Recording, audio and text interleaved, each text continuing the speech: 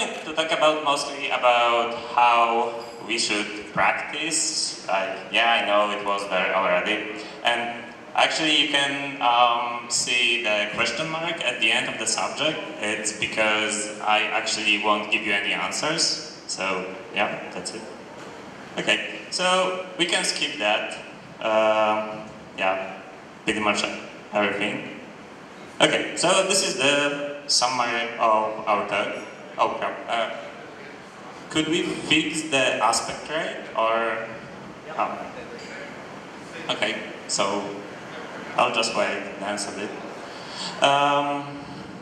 Okay, so this is the only slide that's actually for you because everything else is just bullet points, so I won't get lost in the middle of the talk. Essentially, this is the part where I'm giving you out the disclaimer. The talk will be very, very confusing, so bear with me, try to focus, concentrate, and essentially I will be talking about the psychological aspects of improving yourself. Yeah. Okay. What is competitive programming? Yeah, repeat. So essentially it's just a mind sport.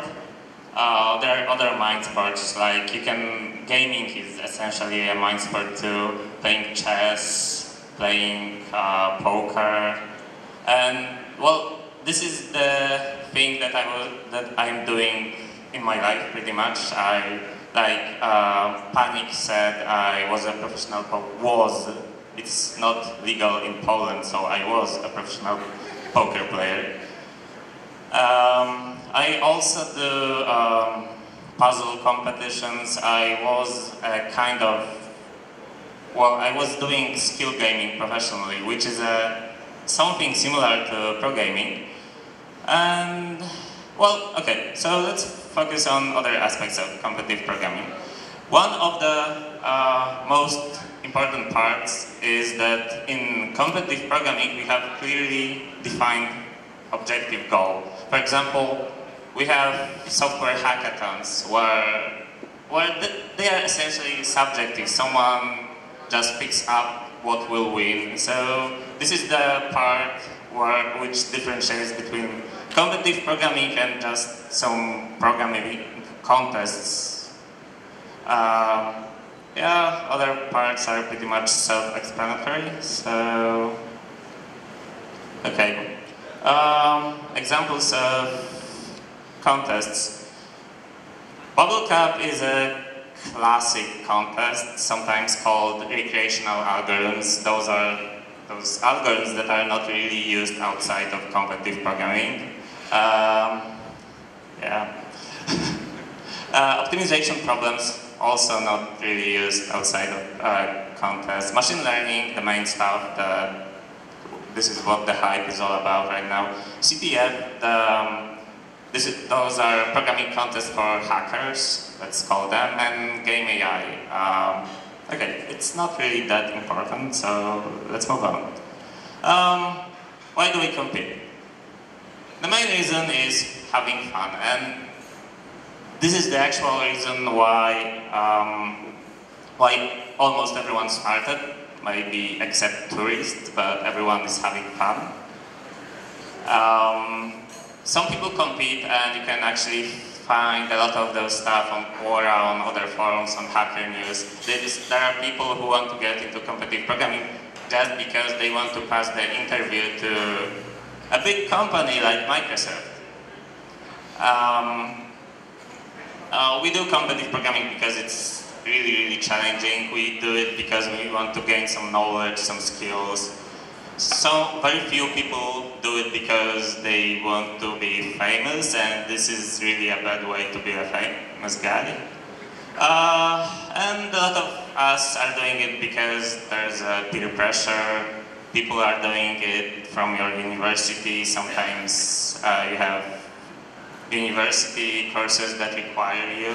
I have no idea how it is in other countries, but it happened actually in Poland, so, and I believe in Russia too. Okay, let's do this. Okay, so this is the main part of my talk. Okay, so the inspiration for the talk was the famous old question, how to get better, essentially how to get better at anything. And pretty much always you will hear practice some more, how about doing more problems, maybe put more hours, and it's really boring. It's probably the best answer you can give when you have like 10 seconds, but the problem is that even if you have some fixed amount of time to do some stuff, there's a huge difference between just doing it and doing it effectively. So there are, of course, few people that try to give huge, 20-page long explanation. The problem is that no one really wants to read it. People ask those questions because they don't really want to figure it out by themselves. So when you are starting and you see those people at the top, the usual problem is that you think that there's either some magic involved, like, yeah, that guy just read the Carmen book, and he suddenly is very, very good, so maybe when I will read the book, I will be good too. They are looking for easy answers, and there aren't really any easy answers. Because I have the rare occasion to actually torture you for those 20-something minutes, I will do that 20-page long explanation right now. Okay, so that's the probably easiest way of saying anything more advanced than just more practice. Pretty much, if you want to be good at something, you usually want to identify your weakest point. It can be literally anything, like you suck at some algorithm, you are really bad at coding, you have no idea, well, you don't use any plugins at Top Coder, those are basic stuff. And you identify the problem, you improve it, and it just goes on and on, and it's infinite loop unless you die or decide to quit, whatever. The thing is that, your goal is ultimately to be a better problem solver. So let's assume that there's some true rating, and usually CodeForce's rating or Top Coder rating tries to approximate that number. It actually does really, really well, so you can use that too. But you have your inner rating, TM, and that's what we are striving for.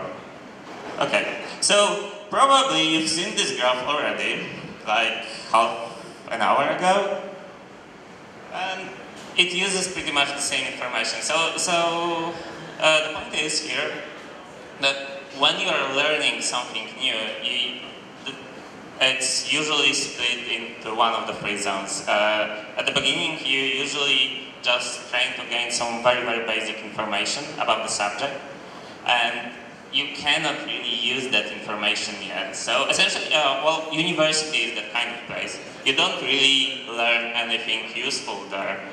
The whole point of university is to prepare you for some more advanced knowledge or something that will be useful for you in the future. There's no point to skipping to the zone 2. So in zone 2, this is the actual place where you have the biggest gain. Every hour you put into that skill gives huge improvement. And in zone 3, you have a diminishing results of practicing. So when you are really, really good at something, there's no real point in improving it further. Okay, so this is the reason why actually that while loop works. So we assume that true rating is a linear combination of your specific skills, so you always improve your weakest skill. And because skills work pretty much like that, this is the reason why, improving always your weakest point works. Okay, so this was a huge simplification. Let's, well, complicate it a bit.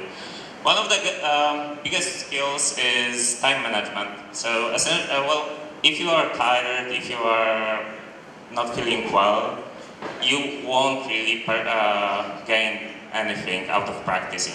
It doesn't make any sense. So, if you are tired, you want to relax,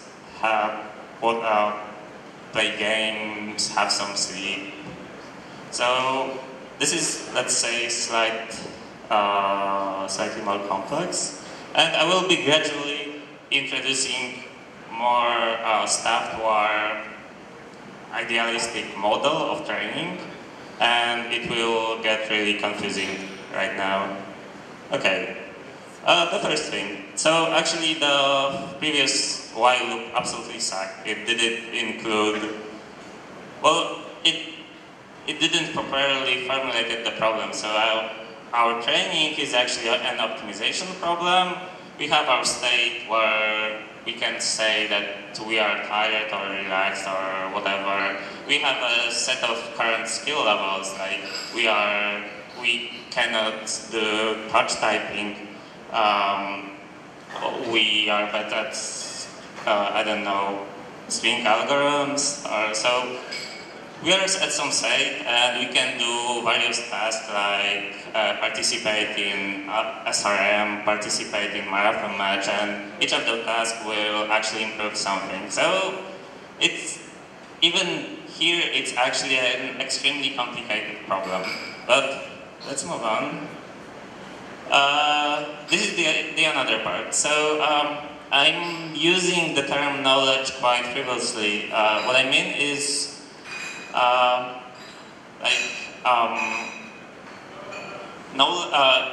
so there is a difference between wisdom and knowledge. Knowledge is having some information, and wisdom is the ability of using that information. So in this context, knowledge is having, for example, knowing how to use Dijkstra or knowing how to use some specific algorithms. Skills, on the other hand, are some very general, like having an ability to concentrate for longer periods of time is a skill. You can